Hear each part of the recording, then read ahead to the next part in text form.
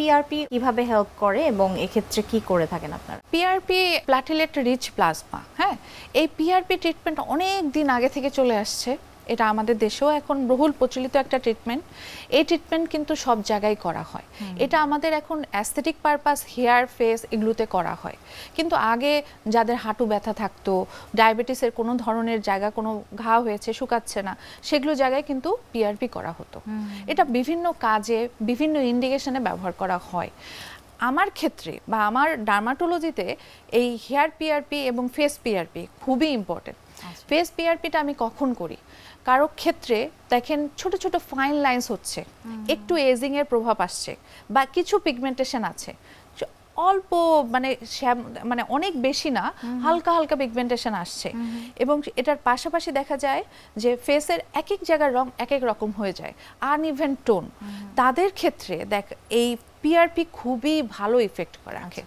এবং পিআরপি করলে যে রেজাল্টটা পাওয়া যায়, এটা কি আমাদের পিআরপিতে আমাদের ব্লাডটা কালেক্ট করা হয়, ব্লাড থেকে সেন্ট্রিফিউজ মেশিনের মাধ্যমে এই আমরা আলাদা করি ইয়েলো পোর্শনটাকে, হ্যাঁ, এই প্লাজমা আলাদা করার পর এখানে গ্রোথ ফ্যাক্টর থাকে।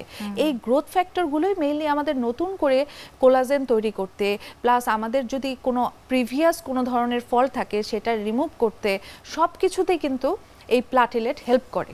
এই গ্রোথ ফ্যাক্টরটা বয়সের সাথে সাথে কিন্তু আমাদের গ্রোথ ফ্যাক্টরটা কমে যায়। তো একসাথে নিয়ে আমরা যখন একটা রিচ গ্রোথ ফ্যাক্টর আমরা ফেসে জায়গায় যখন দেয়া হবে, তখন এটা খুবই ভালো রেজাল্ট দেয়। দেখা যায় কি তাদের অন্যান্য অনেক পুরাতন দাগ চলে যায়, প্লাস ফাইন লাইন্স গুলো রিমুভ হয়, প্লাস স্কিনের টেক্সচার ইমপ্রুভ করে।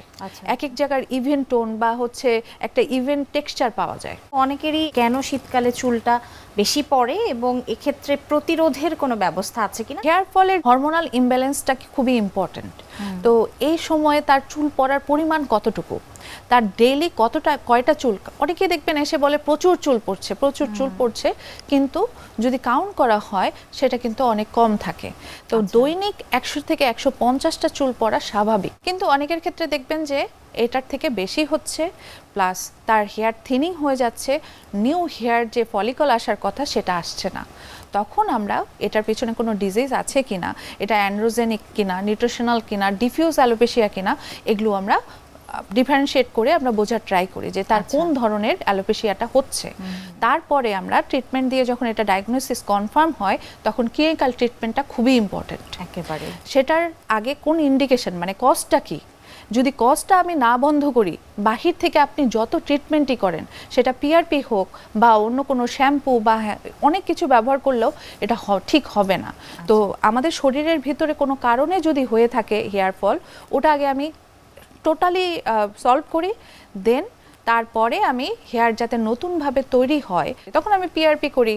বা এটার পাশাপাশি দেখা যায় আমরা স্প্রে দেই, আমরা মিনক্সিডিল দেই, এখন ফিনাস্টারাইড আছে, প্লাস এটার সাথে ওরাল মেডিসিনও আছে। ছেলেদের ক্ষেত্রে আমরা এখন কিন্তু অনেক ধরনের নতুন নতুন ট্রিটমেন্ট আসছে। এক্সোজোম ব্যবহার করি, রিসেন্টলি কিন্তু এক্সোজোমও করা হয়। এক্সোজোম খুবই ভালো কাজ করে। এক্সোজোম কি, এটা হচ্ছে কি জেনেটিক এমআরএনএ, মেসেঞ্জার আরএনএ। এটা কি করে, এটা ধরেন আপনার হেয়ার ফলিকলে কোনো ধরনের একটা প্রবলেম থাকলো ইন্টারনাল, আপনি ফাইন্ড আউট করতে পারছেন না, সেখানে দেখা যায় সেটা থিনিং হোক, নতুন করে কোনো ধরনের নতুন যেই চুলটা আছে আগের প্রিভিয়াস হেয়ার সেটা ঠিক হোক, সেটা কিন্তু এই এক্সোজোমটা করে। এক্সোজোম যেমন পিআরপি আপনার মিনিমাম 5 সেশন লাগে, কিন্তু এক্সোজোমের ক্ষেত্রে টোটাল 3টা সেশন বা 4টা সেশনের পরে রেজাল্ট পার্মানেন্ট এবং ইমপ্রুভমেন্ট পাওয়া যায়।